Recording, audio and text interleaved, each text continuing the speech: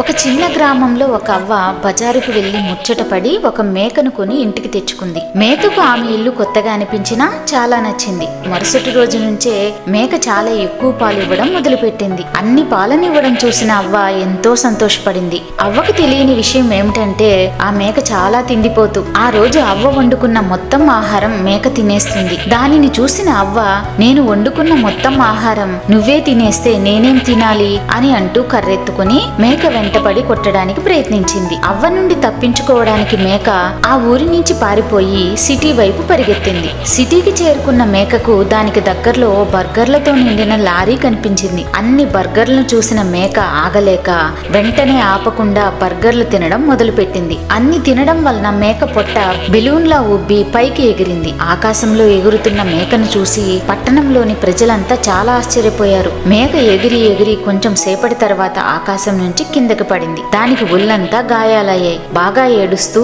ఇలా అంది, మీరు వీడియో మొత్తం చూసి కూడా ఇంకా లైక్ చేయలేదా? లైక్ చేసి ఛానల్ ని వెంటనే సబ్స్క్రైబ్ చేసుకోండి ప్లీజ్.